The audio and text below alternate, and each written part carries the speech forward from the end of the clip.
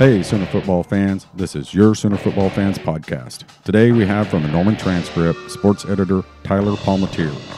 We talk with Tyler about Mike Stoops' extension, what game could the Sooners lose, who will have the best pro career and in what sport, and with SI's Monday morning quarterback, when will Lincoln Riley be headed to the pros? Sooner football fans is not affiliated with the University of Oklahoma, but we do have eligibility left. Boomer! Hey, Sooner football fans. You got Terry and Rob here. Boomer Rob. Boomer Terry. And right now we're trying to peel Rob off of his Twitter account. I told you not to tell everybody. There's a certain issue coming out, I guess, next week, the body issue, and there's a certain... Lauren Chamberlain is a goddess, okay? So Rob's a little preoccupied, but on the podcast today from the Norman Transcript, he's the sports editor. We have Tyler Palmateer. How's it going, Tyler? I'm doing fine, guys. How you doing? Rob? Terry? Boomer Tyler. Thank you guys for having me in here. This is as much memorabilia as I've seen in a little den in a long time. Well, My uncle used to have one of these rooms, and I'm pretty impressed. Thank you. It's years of spending money I didn't have. Well, who really has any money? Yeah. No, really, my wife, Teresa, has always been generous, and, Christmas, it's always... She knows what to get me. She gets irritated with it sometimes, though. It's like, I don't know what to get you. Well, if it has the Sooners or Steelers on it, ta-da, that's all I need. So she's ordered me all types of different stuff, and then some stuff we've gotten signed. So, Terry, do you know how easy that makes you on Father's Day, birthdays, Christmas? That's a gift. I know. It took me a long time to figure out what to get my dad for Father's Day this year. They all know sports that. fan? He is. He's just not a memorabilia guy. Oh, okay. He's not a. I'm trying to think, sports related. What have I got him? I used to work at. I used to intern at some U.S. Open golf tournaments. I would always, that falls on Father's Day. I would just come back with a U.S. Open something. He always loved it. That doesn't happen anymore. So he's become a lot tougher. So I'm like giving him cash like his uncle or something. And it's just. Well, Terry and I have been best friends for a long time, and I've gotten him some pretty cool stuff. But he got an issue of Sooners Illustrated. What was it, Terry? No, it was a... Oh, the OU Texas? An OU Texas game guide from 1952. No, it's right there behind you. What year is that? 19... Oh, that one. No. Oh, cool. Wow. 1959. The most politically... That's pretty cool. Politically incorrect cover you'll ever see. I told him if he ever misplaces it, we won't see those anymore. Yeah, that is but that's cool. Yeah, a friend of my son's came to my birthday party, and I'll tweet it out for y'all that are listening. And he works on cars, and he has a mobile car service. And old fella came out and said, "Here, why don't you take this too?" And he's like, "Well, I'm not a fan, a big sports fan." He said, "Well, I'm sure you might know somebody." He goes, I thought, well, Terry will take it. And I was like, holy crap, man, that is cool. And that there's a Steelers helmet up there that another one of my son's friends, military buddy, gave him that's signed by Le'Veon Bell, and just went blank. Who's the other guy, Rob, that it's signed by? The receiver. Yep. If you wouldn't have asked me, I would have said it. But anyway. I'm sure he's really good. Yeah, but just went blank. Shows you how big of a Steeler fan I am. That's a sweet helmet, too. Yeah, but he won it at a charity auction. He's not a Steelers fan, so he just boxed it up and sent it to me for my birthday. So my kids' friends are pretty cool. But so tell us about yourself. You're now, I guess, it looks like a month ago or so, you became the sports editor at the Transcript?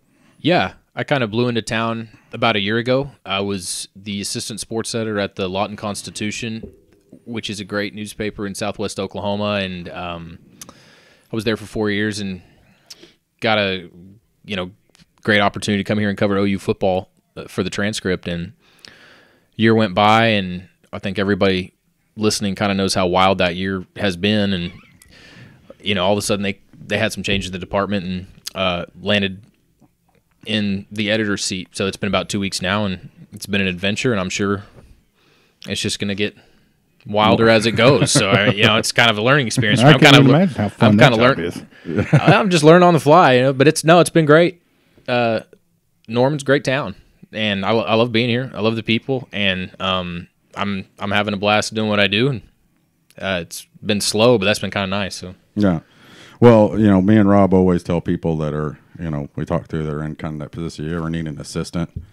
Go to a gopher. Hey, Trey Linda Kerr, the former Miss America, one of her friends is a sideline photographer for Sports Illustrated. And one time at the OU Texas game, she got to carry her cameras around me, and we're like, "Ooh, call your friend." That's a we're available. That's all we're saying. That's all we need is just, hey, we'll work for beer or water or a hot dog, or air, yeah. So, but we ask you on because it is kind of the dead season, yeah, and. But there's been some topics been popping up here recently, and we want to get into the first one with you about the new raises for our coaching staff. I got them all jotted down here. I'm not going to go through them all, but I guess Rob and I were at first we thought it was like a 12% raise across the board, but I guess it really wasn't across the board or a percentage. Do you know, was it based on merit or was it based on time? How'd they come up with their numbers, do you think? You're asking collectively, do you think I don't know. I'm sure a lot of it has to do with what their increases in the past have been. Right. I think off the top of my head, I don't know if you have Ruffin McNeil on there, but I don't think he had a huge raise. No, I think what do you have for him? They $570,000. That's where he's at now, right? Yeah, that's where he's at now. I don't have. Maybe he didn't get. Well, I think what it's based on is what are your recent increases, and I think most of it. I guess the simplest way to put it is what's the risk that you're going to lose a coach. Bill Beedenbow got the largest increase, and that's because Bill has been linked to some jobs, and I think they understand right. As a recruiter what his technical knowledge is, his reputation in the coaching industry. They realize that he's coveted and he's going to be their hardest guy to keep around, period. I mean, that's probably, scan my brain really quick of all those guys. I mean, he's got to be the next one out if there's one. So that's why he got the biggest increase among the assistants. And then you think about what Lincoln Riley got. I know we're talking about assistants, but you bump up the guys that you manage the risk that you think is the biggest. And you look at what Lincoln got. I mean, you're going to get to this, but he's coveted too, and not just at the college level. So right. I think you start there. Maybe who's gotten recent increases in the past, and who's the biggest flight risk, as they say. Right, and I think everybody. I mean, I agree with that. I mean, from the responses that we've seen on Twitter and the polls that we put out on Twitter, I think the biggest confusion, I guess, would be the best term for it, is Mike Stoops' extension and through 2020. Just from a fan standpoint of view, okay, Rob and I aren't the type of fans that, by God, we need to fire him. We need to fire him. Now, if we're not doing good, we're not happy, and we'll voice our opinions on that. But he's our coach now. He's a defensive coordinator. So what we got to hope is that he does better with the talent that he's been bringing in. But what has he done to merit an extension? I mean, the last three defenses, I had them on the last podcast. We were in the 60s and in the 90s. Okay, that's not acceptable from a Sooner fan standpoint. And if you watch Twitter and Facebook and all that stuff, I mean, they will just go after him like crazy. What merited a 3-year extension for him, do you think? Well, his extension, if I'm not mistaken, it goes through January 31st of 2020. Right. So that puts him through next season and 2019, because when the 2019 season's over, January of the fall of 2020 is just after 2019's over. So basically, it's a 2-year. Right. Sometimes when you hear, I think some fans see 2020 and they think it seems so far away, like he got a 5-year deal or something. And I mean, it's just 2 years. Yeah, I'm not very good at math, so I have to re-explain it to myself. So I'm just trying to get but it's rooted. It's in recruiting. I mean, that's the point. His defenses haven't been very good, right? And we call it his defense, and he gets so much heat. How much of that he deserves is let other people kind of hash that out. The defenses haven't been very good, and ultimately he is responsible. You're right, and I think the thinking was the defensive recruiting, maybe in the 4 years up to this point, just wasn't great. Mm-hmm.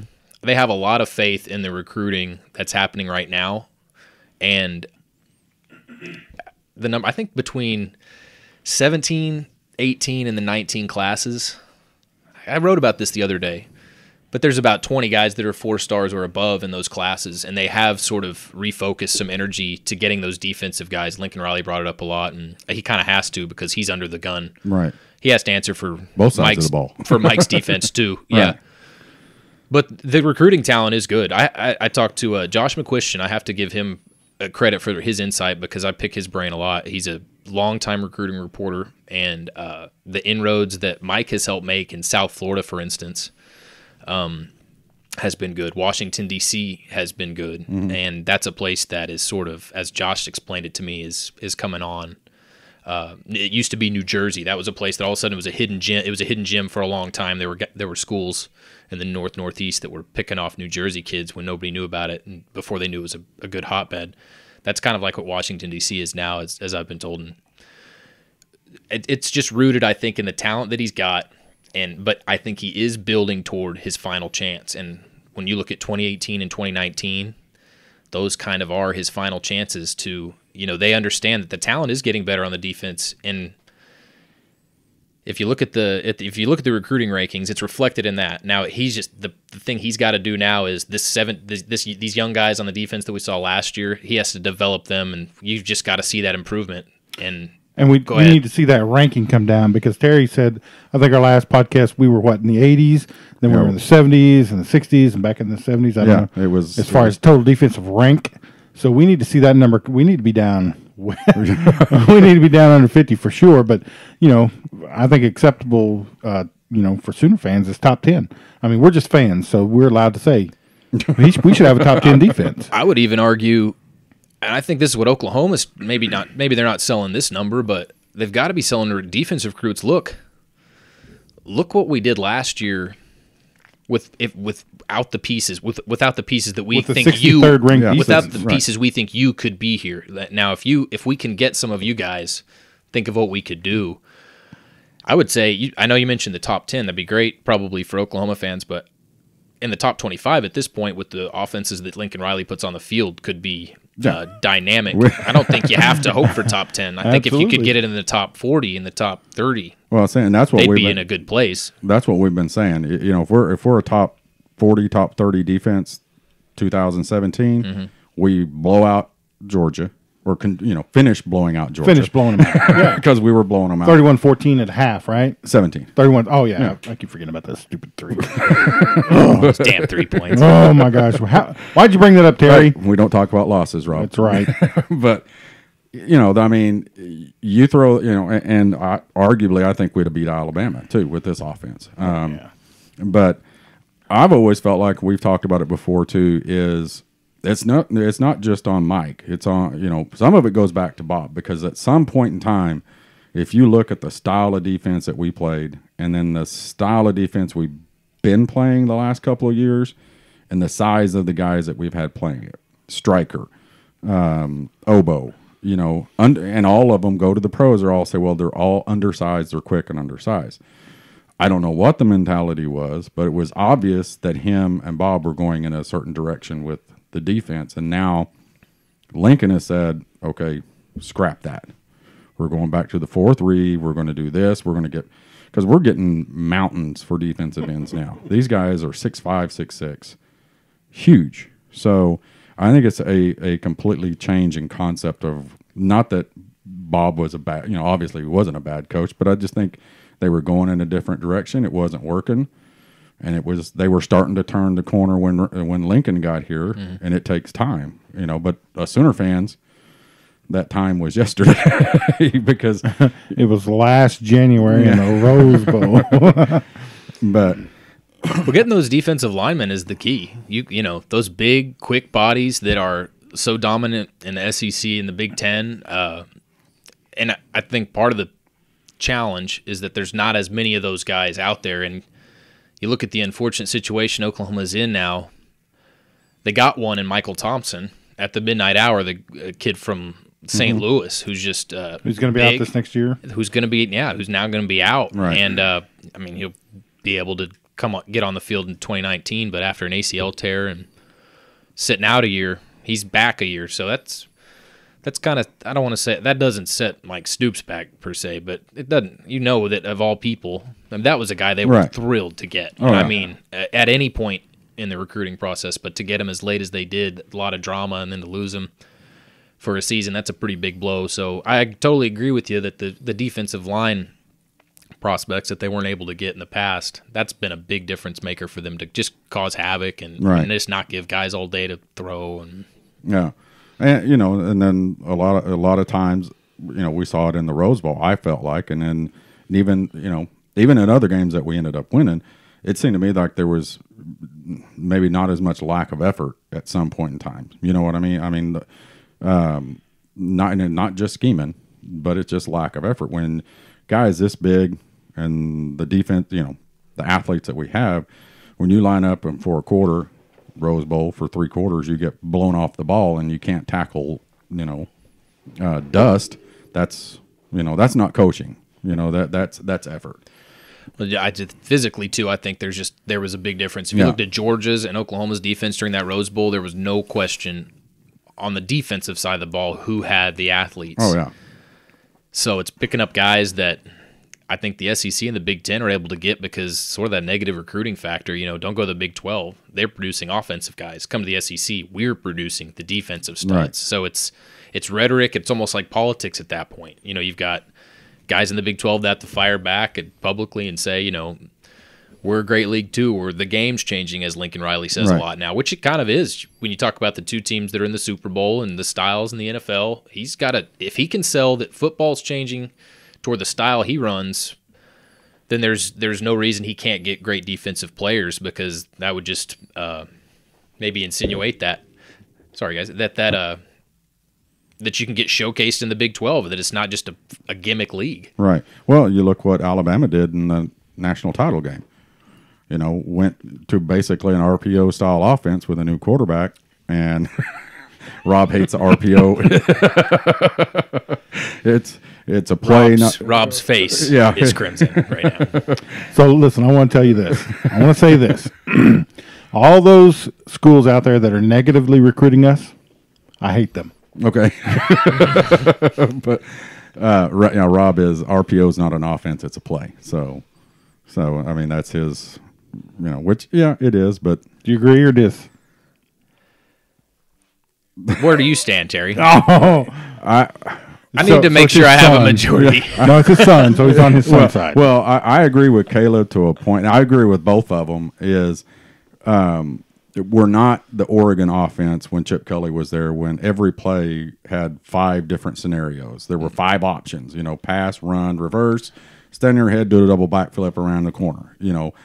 But the majority of our offense is based off of whether that run is there. And if it's not, it's just like the old wishbone. It's even though the wishbone wasn't an RPO, you know, we had to explain that to Caleb. But now hold on, you're talking about 2 different things. No, if the quarterback comes to the line and reads the defense and switches from the pass play that they're in to a run play, that is not an RPO. No, the play that they're running is an RPO. Okay. They can either run it, he can run it, hand it, throw it. Right. So you're not talking about switching out at the line of scrimmage based on the defense that he sees in front of him, because that's a whole different thing. Right. No, but I'm just saying that most of the plays that you see us run. Plays. That's not an offense. It's a play.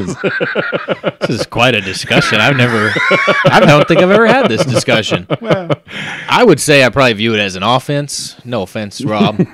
I like your point. I like your style. I like where your head's at. You're in a place, you know. Well, in our defense, independent thinker. We've killed a lot of brain cells. So. Yeah. No. But no, it's the offense, and even Lincoln has started calling it an RPO style. We'll get into some of that a little bit later. Is the pros are getting into more of an RPO style offense. It's not that every single play is a run pass out, but the style of offense, you're going to have to defend it. You're going to have to defend every play like it's an RPO. Does that make sense, Rob?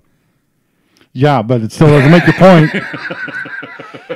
Well, into that, again, if the NFL changes, if it has an overhaul, and guys, they've been playing football now for what? 150, 112 years? What? I don't know how many, but Long I mean, time. It hasn't stopped evolving yet, or at least the pendulum hasn't stopped turning. I haven't seen it stick on one thing yet. Yeah. I mean, things move in cycles, or what do they say, phases. And I mean, if the NFL changes and you can sell that, if you want to come here and learn how to defend what they're defending in the NFL, then that works out in your favor. Timing has been key to what the whole Lincoln Riley hire. Right.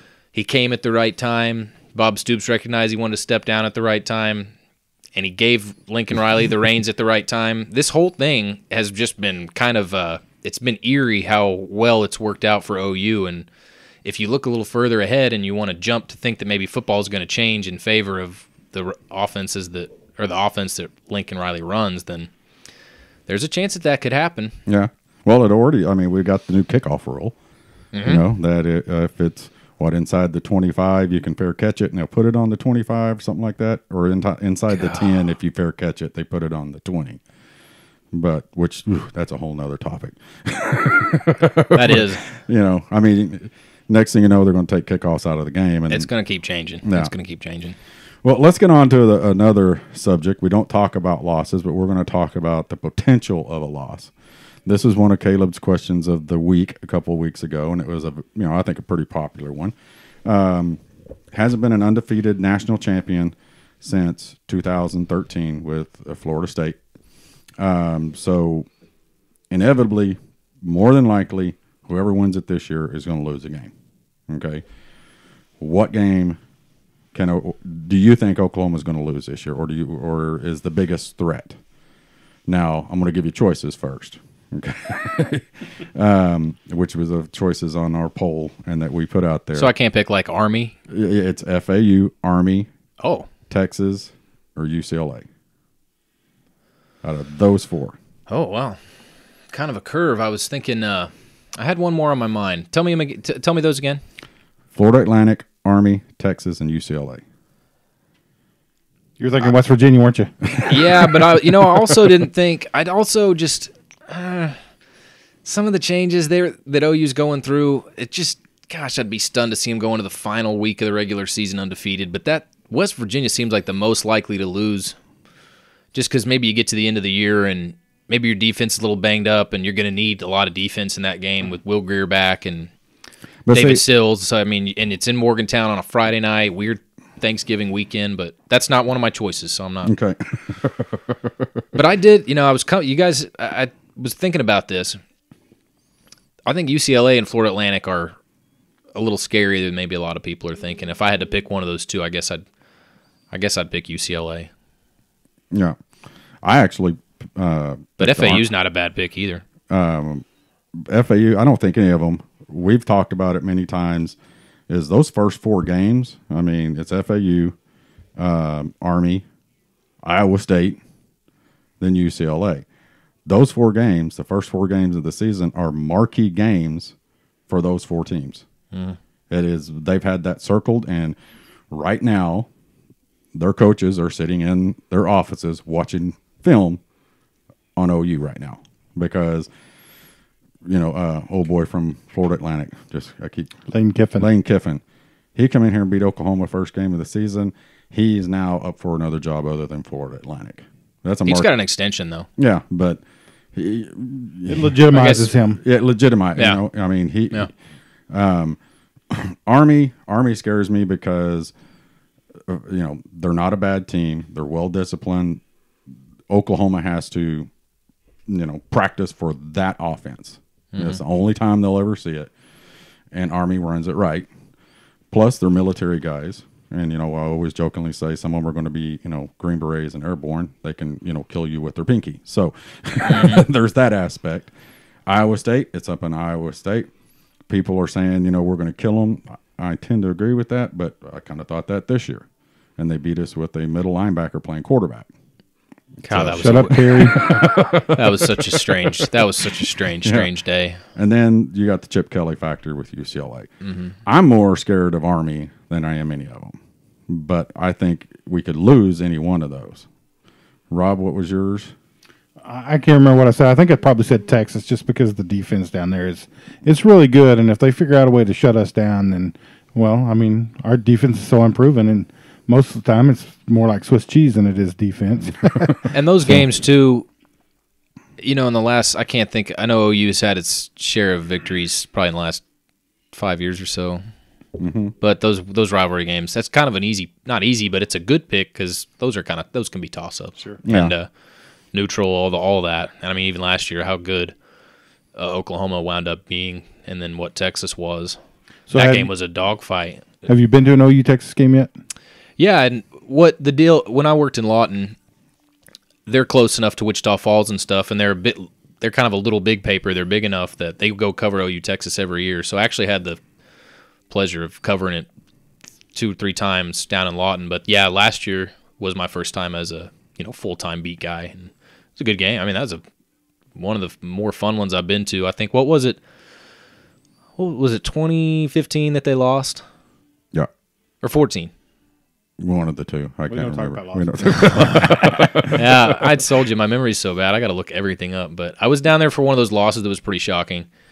I feel like it might have been 15. Yeah, I think it was 15. Because I remember Lincoln Riley out there talking as a coordinator, and I just remember it was just a weird day. Yeah. We were walking with it's so funny if you're at a game. And usually a lot of reporters at a road game you never know how to get to the post-game press conference. And at the Cotton Bowl, it's even crazier because you have to fight through the crowds. And now my motto is just find Barry Trammell and just grab his coattail because he always knows where he's going. So Barry, I didn't even know him at the time, but we found him, and I was like, we just got to follow Barry Trammell. I just kept telling my friends, let's just follow Barry.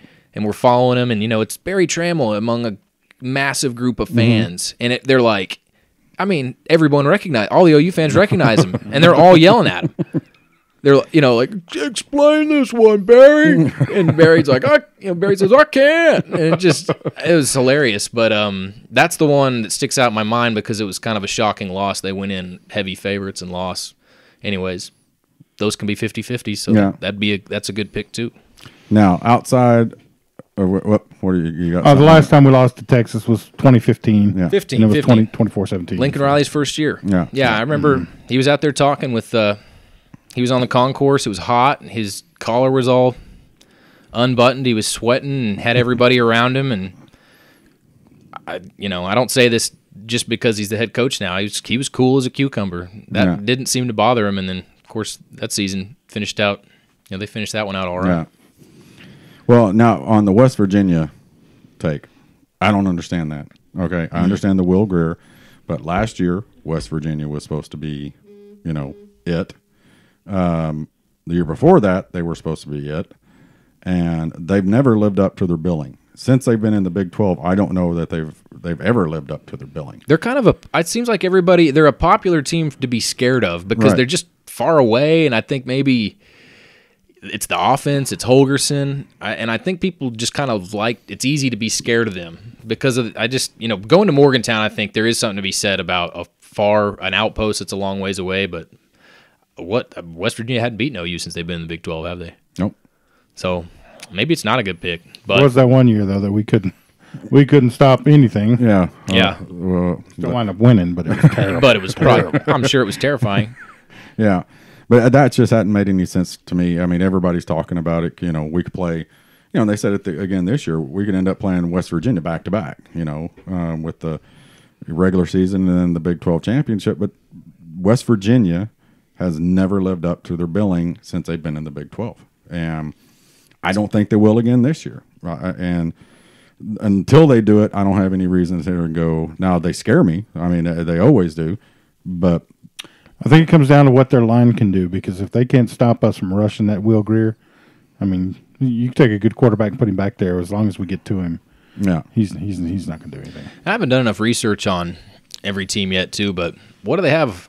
what's their defensive front look like? I mean, if OU's going to get into some games this year, probably where if you can't stop their run, they're going to give you a long day with the running backs they have, assuming the offensive line stays healthy and the backs stay healthy too. And who knows who the quarterback will be, but they could be a handful. Well, TCU, Gary Robertson.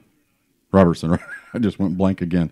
See, my old age is mine. Who were we asking about? TCU, Gary Robertson. He was like at the end of the Big 12 game. Patterson. See, thanks, Rob. You were just thinking too much of Rob. Rob shook his head and was like, Gary Patterson said, played him twice and was like, good luck to anybody play. I mean, he was obviously stumped and is considered, has always one of the best, statistic defenses out there. He couldn't stop him to save his life. I mean, we just went up and down the field on him, and I think it was that one we had like the 7-minute drive here in Norman where we just methodically just went down the field and ran out the clock on them. That was the one where they got into the second half and they'd been throwing it all around, and then they just went. Yeah, they were pounding it a little bit and just eating clock. That's impressive. They could do a lot last year with the. But yeah, I just don't know what West Virginia has defensively coming in. It's just one of those teams that I sit here and you hear it every year. West Virginia is going to be up there. They're going to be touting against Oklahoma and Texas, and they just never have. That's a fair point. Yeah, but does that mean that the odds are against you, though? Does that mean that the odds are building against you? I mean, it's kind of like this guy hit a 3 and this guy hit a 3-pointer in 3 games. Well, he's probably gonna hit one soon, don't you think? Well, I say it's like me and Rob don't like to fly. Okay, and I used to work for a guy. Yeah, he'll do it. It takes massive amount of volume to get me on. I'm kind of like Mr. T. They had to shoot him with the deal. As long as I can sleep through it, I'm fine. But I used to work for a guy, and I worked for him. The company he worked for, he flew all over the country all the time, every day, 2 or 3 times a day. And he got to thinking about it. He goes, "Man, I'm starting to, the odds are in a plane crash's favor with me." And I was like, "What kind of thought is that?" And he goes, "Seriously, if you fly 3 times a day, 4 times a day, which he did, the odds of you being in a plane crash are more apt if you fly more." And I'm like, that's kind of morbid, but he told that to you? Yeah. Which didn't help my, I fly maybe once every 4 or 5 years if I have to, we're going to California next week and we're driving the Jeep. So, but Rob will get on them, but I just thought it was funny, that when you said that, came to my mind was, and the boss, he put flying into that. The odds are against you once you start flying 2 or 3 times a day or every day. You're more apt to be in a plane crash. No. Yeah, I'm not a big fan. Rob, you did nothing to instill any confidence in Rob taking any trips anytime soon. Oh, you should see us. We go up to the stadium. We get on the upper decks of the stadium up there. We're like attached both of us up against the I don't like heights either, to be honest. I'll fly, but I'm not a heights guy. I had a fall once when I was working construction. And ever since then, I don't like to stand freely, like up on a ledge or anything. That's not me. I used to be a regional director in bloodborne stuff, and I would be on the plane every day of the week. And I hated every second of it. Well, and you've flown to the Philippines too, haven't you? 3 times. How far is that? How long is that flight? 18 hours. Oh man, I've never had a flight that long. Yeah, so I couldn't see you in a plane for. It's the claw. For me, I don't like the claustrophobia of it. It's too small. They need to make those things. Well, and Rob, bigger. If you'd put 3 more people in this room, Rob would climb over this table to get out of it. You better believe it. He doesn't do I'm with you. I don't like that. So I'm like, you don't like to fly. It's all crowded. You're flying 16 hours to the Philippines. Let's not talk about my mental illnesses on the podcast. Sorry. Okay. Moving on. Okay, the next one, another good one. And we had 3 choices, but you don't have to use the 3 choices, but start with 3 choices. Oklahoma had 3 first-round draft picks. Actually had more than that when you throw in softball, but we're talking about the major sports. Okay, we had 3 first-round draft picks in football, where 1 in football, 1 in baseball, and 1 in NBA. Who will have the best productive pro career? Baker Mayfield, Kyler Murray, or Trae Young? I'm a lot more comfortable saying Kyler Murray just because his tools. I'm not very good at projecting who's going to be very good professionally. You know, I mean, when Greg Oden was coming out of college, I wasn't. He got picked 1 over LeBron, correct? Yeah. I mean, I don't. I mean, I didn't.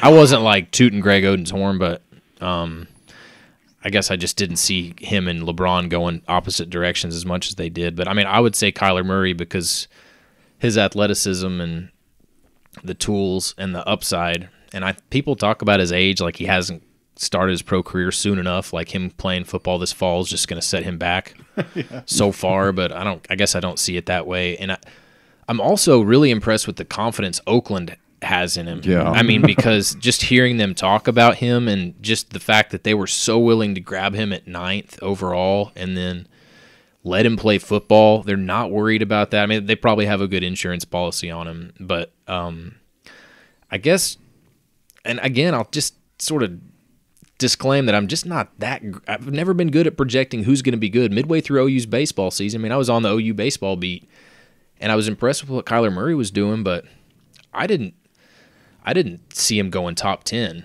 I mean, maybe a lot of people didn't, but I just, and I knew, I was like, you know, here's a guy who's fast, and really he's got to, the way he throws from the outfield, I don't know if you guys have ever seen it, his throwing motion in baseball is way different than football, and that's one of the things that scouts say he's going to have to work on at the next level. They're going to have to fix that a little bit. He doesn't have a great arm, but I've just been, from what I've heard, projections on him, they just sound like everybody's so high on him. But I guess that being said, Baker Mayfield has and Trae Young have things that project really well at the next level. With Mayfield, you're talking about arm strength and an IQ that is off the charts with the Wonderlic scores that he got.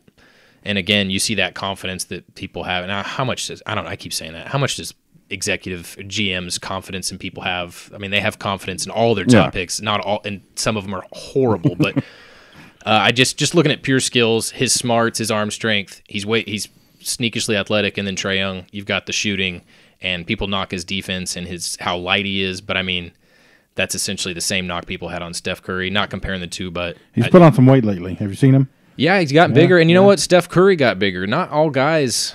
Steph Curry, 4 years through college, was skinny. And Trae Young's only had 1 year of college. Guys develop differently. You can hit your late 20s and all of a sudden just get thick. Or, you know, it's just, he may not stay skinny forever, but he's got that shooting ability and the IQ's high, and people saying that won't fly at the NBA haven't been watching Steph Curry. I mean, so, but I guess my answer would be Kyler Murray. Yeah, I agree with Kyler Murray.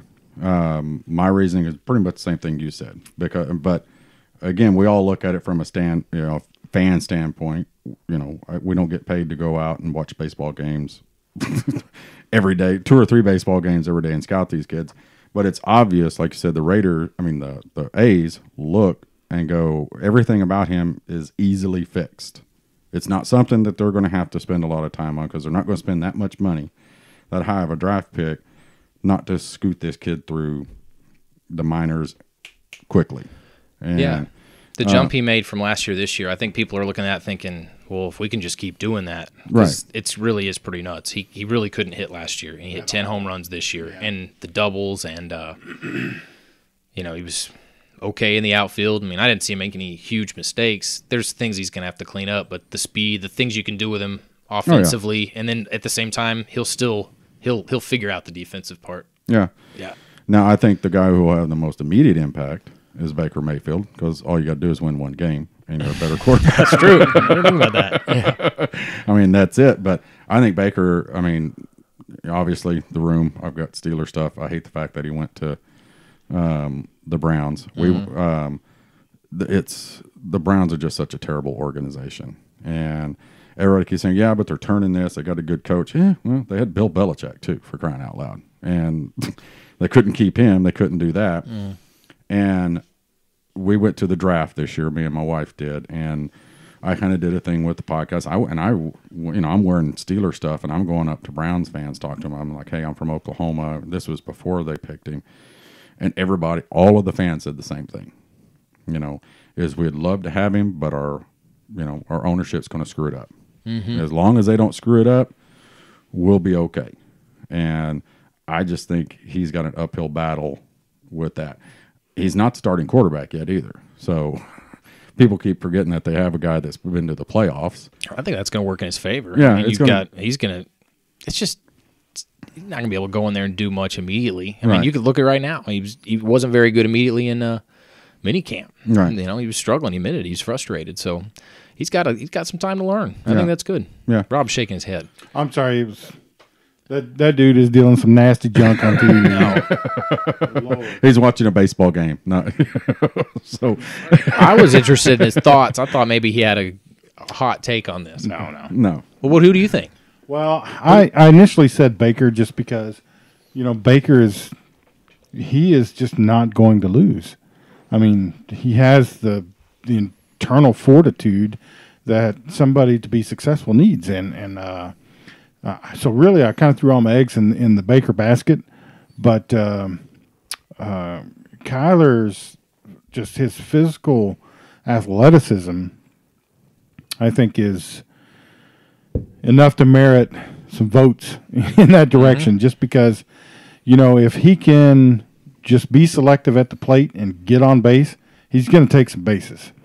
And with the the speed in the outfield, they're going to turn him into just a ball hawk.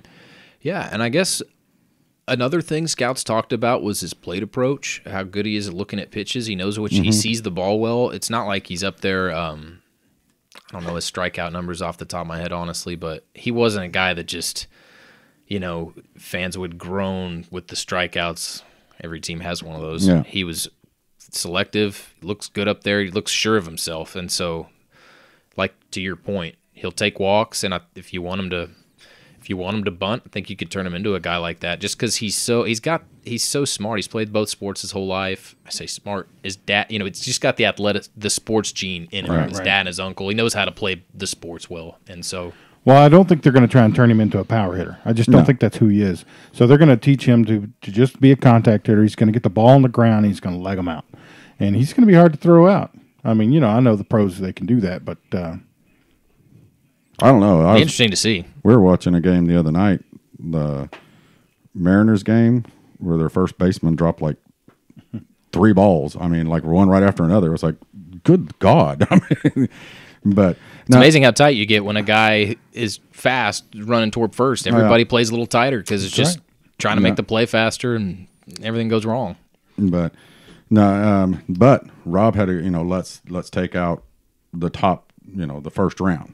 Okay, of all the Sooners who went in any draft, who's going to have the better career? We're talking about every Sooner that was drafted in every sport. In any who's sport. going to have the best career? Yeah. It'd be hard for me to still go away from Kyler Murray. I didn't cover OU softball, so I just don't know as much about those players. But and I don't know as much about the pro softball game. To Rob give an educated answer on that. But Rob knows a lot about Lauren Chamberlain now. I know that.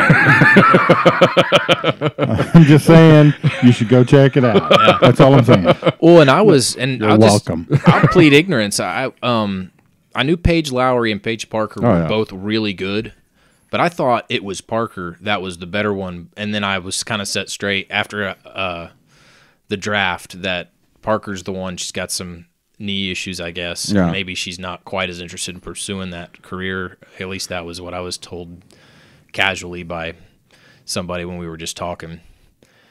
So, yeah, I got to kind of plead ignorance. Maybe I can't give an educated answer on everybody, but from what I know. Rob? I said Orlando Brown. I just think he's got so much potential for growth. And, of course, he's got the base. Is the choice? Do I need to eliminate the top 3? Yeah. Not you don't eliminate them, but any Sooner picked in any sport, any round. If I can still pick Kyler Murray, I would probably still pick him. Yeah, you can pick Kyler Murray. I just feel confident, but yeah, Orlando Brown's a good one. And I just think they're probably gonna throw 30 pounds of muscle on him just immediately and work his footwork, and I mean he's already a beast. So you take a beast and you add 30 pounds of muscle. What do you got? Yeah.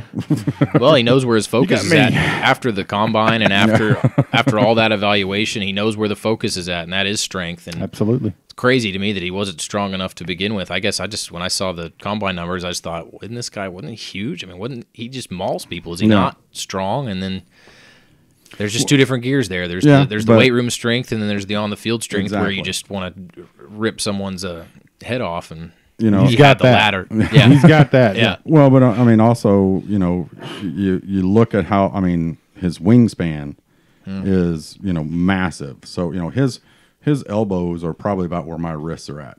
And from that inside your, pit up, that's a long way to get that using just that tricep in your chest before that arm will lock out. That you're pushing it like 3 feet, where everybody else is pushing it 2. It's true. And he's having to get it, because his arms are so long. You look at, I mean, he's Kevin Durant. Kevin Durant, everybody made fun of him when he was here in Oklahoma City. And I don't think he could bench press 200 pounds when he came in, because it wasn't because he wasn't strong, athletically strong. You can't lift weights. So what? Orlando Brown, don't put me in an alley with him unless I'm on his side, right. Or on the same side of a football field with him, because the guy is a beast when it comes to that. He's going to do well. But I also think Obo is going to be, I think he's going to be the shining light out of this, because the Rams and Phillips, they were just tickled pink that they got him. And it's the style of defense that Phillips likes to run. They're going to utilize that kid, and I think you're going to see him do more than what's expected. I was shocked that he went as late as he did, personally, but I understand the size issue. It's really to me, it looks like a height issue. Yeah, but because strength-wise, physically, he's huge. Dude is fast. Big guy. Yeah, but I mean, that doesn't. I know that doesn't help. You need some height too, but. It'd be nice to see Obo do well. He's a nice guy. Okay. Last one. And it's been the question of the day from Caleb, since he won't come on the podcast with us. But the SI Monday morning quarterback came out with their "It's dead in the middle of summer" issue. We don't have anything else to talk about. And so they talk about all the visits that Lincoln Riley's been having from NFL, offenses, coaches coming in, looking at his offense, people talking about how much they like it. And then some of the media has already picked us up, and some of the fans are already talking about, well, he's not going to be here very long. He's going to be here 4 or 5 years. So say Lincoln Riley wins the national championship this year or next year. Is he here in 5 years? Or do you think he's going to move up into the NFL ranks? Or what do you think he has to do to move up into the NFL ranks, or if it's something you even think he wants to do? Everybody thought Bob was going to do it too, and that's a really interesting and hard. I mean, it's a challenging question. I think he seems like the guy when you're that young and you're doing what he's done at that age. You got to be really driven, and I think he's got to be really goal oriented. And I think the smarts are there too. Some of those guys just have it up here, and so he has that natural intelligence. So does he want the challenge of going to the NFL and making it translate, which has proven so difficult among a lot of people? Or if we're assuming, if in this scenario that he has won a national championship, does he think about the alternate challenge of the dynasty at college? If he thinks he knows what he's doing and he sees it all in front of him, that could he maybe have a even winning one more would be big, having 2 rings, but does he think bigger, and maybe do I want to build a dynasty that's Alabama size, or even what Florida did, what Urban Meyer's done, win a couple? I don't. It's just that's a hard question. I don't know. That's all up in his mind. It's very difficult for me to answer. Anyways, I think everybody's jumping the gun. Okay, I mean, Rob and I have had talks at Buffalo Wild Wings over beers about this. That's why he turns away and looks at the baseball game when I start to talk. But it's way too early because we don't talk about losses, so we're not going to talk about the 2 losses last year. But I'm going to talk about the 4 losses that we almost had: Baylor, Oklahoma State, Kansas State, and who was the other one? Where'd it go? Who was the other one we almost lost to, Rob? We didn't almost lose to no one. I'm trying to think of the other one too. Texas. Oh, yeah. That was a close game. Yeah. Yeah, it was Baylor 49-41. We lost to Iowa State. Texas 29-24. Kansas State 42-35. Oklahoma State 62-52. But let's face it, that last run by Sermon, when we were running out the clock, put that extra, touchdown on the board. We are really 1 possession away from having 6 losses last year. So I know that he's an offensive guru. His offenses are being looked at. Everybody's talking about them. But in the NFL, you got to be able to coach it all. Mm-hmm. Okay? So if he comes out, if he keeps putting out with the defenses that they've had, this year, next year, and the next year, even if he gets lucky and wins a national title, that's the reason why people talked to Bob about going was he was an all-around coach. He knew how to put the coaching staff together, knew how to let the coaches coach. And I'm not saying that Lincoln can't do that or doesn't, but I think everybody is knee-jerking like crazy right now because the NFL is coming to look at him. For crying out loud, they're not looking at him, they're looking at his offense. And like he said in the article on SI, this has been going on for years in football. Pro teams come to Oklahoma or go to whatever school. What are y'all doing? What makes it work? College teams go to pro teams. They do the same thing. They share information and see what's working and stuff. And I think what is impressive, what I read about Lincoln is that these guys say that, and I think it's the most important one on the offensive side of the ball, is he knows where to put his players. Okay? Which it means it's not a system. It's not a scheme. It's not a Leach style offense. He puts players where they're supposed to be and where they're going to benefit that offense. And if they're not going to benefit in that position, they're either going to play somewhere else or they're not going to play at all, especially if you drop the ball, Yeah. But I just think that everybody's getting a little overly excited about, oh my gosh, the pro scouts are coming here to talk to him. He's going to be going in 4 or 5 years. Mm-hmm. That's a long ways down the road. He's got to prove himself here. But then his mentor, Bob, he never wanted to go anywhere. Well, we don't know that he ever didn't want to go anywhere, but he never did. He always said he had the greatest job, in the world. Barry Switzer had every opportunity to leave until they, we all know that story. But, I remember when the Kansas City Chiefs were talking to him, Barry said he wouldn't go to Kansas City Chiefs because Oklahoma had more number 1 draft picks than they did. Mm-hmm. So, there's the people that he's are. Got good lines. Oh. He's the king. The people that are mentoring Lincoln right now are going to tell him, hey, you keep winning doing what you're doing. This is the greatest job in the world. You're coaching one of the premier blue blood football teams ever, but us as fans keep going, oh, he's going to go. He's going to go. They're coming in here thinking. And I just think I'm more interested to see how well he's doing as a Sooner in 5 years than worried about whether or not he's going to be here. Yeah, I guess I wouldn't categorize it as he's an immediate, like he's a flight risk immediately.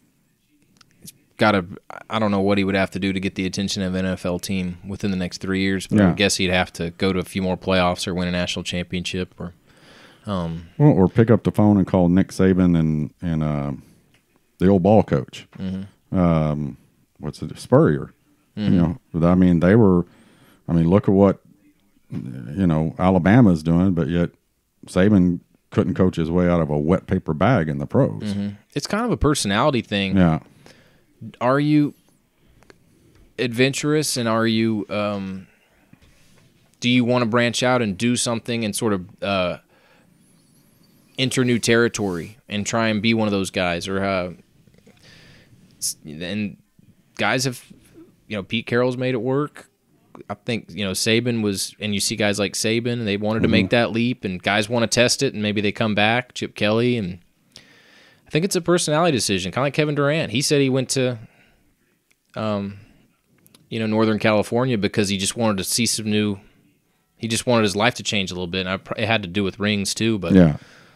I could kind of see somebody, maybe wanting to get out and experience something different, but Riley being from Muleshoe, and his roots being in Texas, he's been here forever. I don't know how much he'd want to bolt or not, but it's an interest. I kind of agree with you. I think it's a few years down the road, but a perfect little bomb for Sports Illustrated to drop. Oh yeah, because it's here just in late June. Because this is the desert of sports in Oklahoma, sports especially. Conversation. But I mean, it's just, I just think it's way, I've always said is, going to the playoffs was great this year. Going to the playoffs again this year, winning it would be even better. But I'm more concerned with how Riley's going to be coaching in year 4 and 5 when, let's face it, his staff is still in place. We've lost one person. Okay, he's brought new people in. What's he going to start doing? What's going to happen when Beatonball leaves? Mm-hmm. Or because it's inevitably going to happen.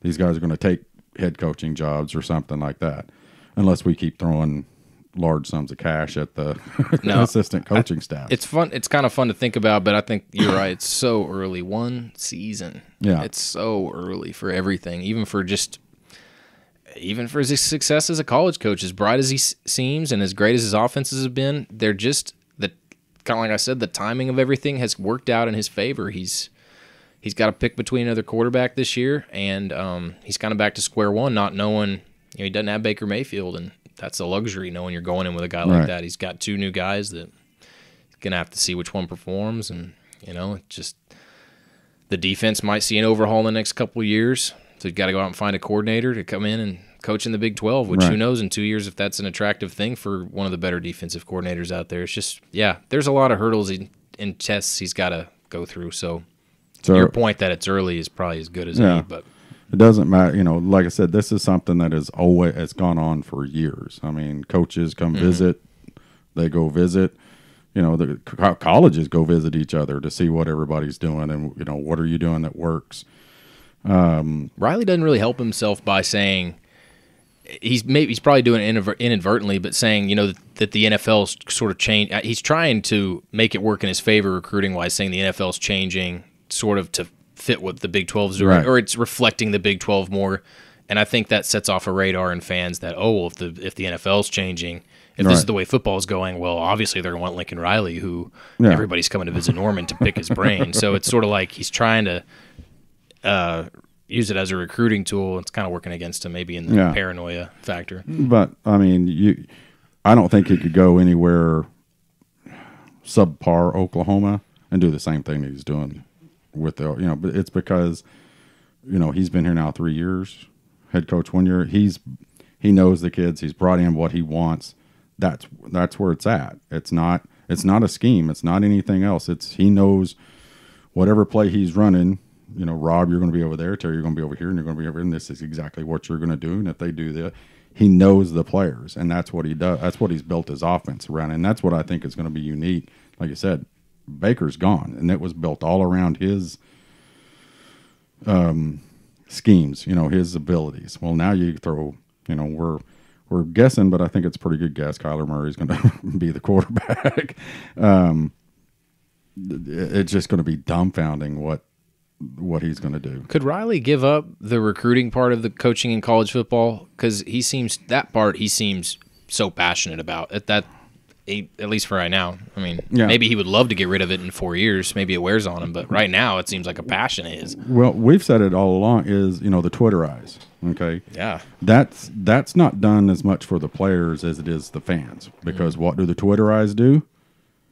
Gets all the fan base, and so all the fan base is tweeting these kids and everything, and all of a sudden you see, 1,500 retweets in an hour of a Twitterize, and people are guessing who it is. Mm-hmm. Is it this one? That's a good point. I've never really thought of how he's engaging the fans in that way. Those kids are eating it up because they're seeing their Twitter page light up with all the boomers and, all the, the fans, hooting and hollering at, is issue. And I think they want to be a part of it. I mean, they want that attention. It's obvious, We've said it before, on podcasts, but, alpha males. These kids that are coming here are alpha males. They want that type of attention.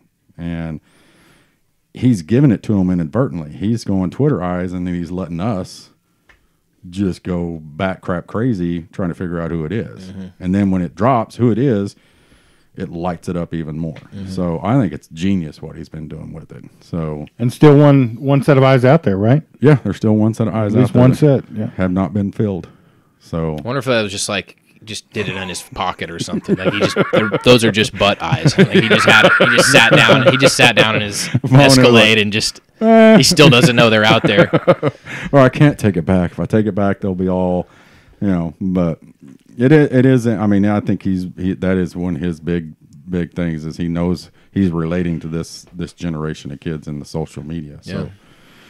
Rob, you got anything else you want to add?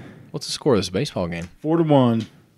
Okay, who's winning? Good guys? No. The Chargers. The Chargers? Yeah. Oh. I thought he was just joking. The San Diego Padres. I was waiting for the punchline. I know. Yeah. I see San Diego and automatically Chargers come out. It's the Padres, though. Chargers ultimately lost at the game 4-1. Life. The Chargers lost at the game of life because they are no more. And that's sad too. I mean, but hey, we wouldn't have the Thunder if it wasn't for things like that going on. San Diego has enough going on, man. They'll be fine. Oh yeah. But do you have anything else, Tyler? We appreciate you coming on. Yeah, no, thanks for asking me. No, I don't really have anything else to add. No. Okay. Anybody interested in our coverage at the newspaper, you can find our Transcript Sports feed it's really simple, just at Transcript. Right. And welcome to follow us there and pick and up that's a paper. Come to our new, website at normantranscript.com. Love to have you. Yeah, the Transcript Sports, that's relatively new, isn't it? It's the Twitter page. Well, I don't know how it's been here since I've been here. Okay. It's been around. Yeah. Okay. I just jumped on it the other day, so that doesn't mean anything. But don't worry, I'm the last one to just about everything. So, all right. Well, again, we appreciate you joining us. Same here, guys. Thanks for having me. Sooner fans, we hope you enjoyed it, and we'll see you next time. Boomer Rob. Boomer Terry. And Boomer Tyler.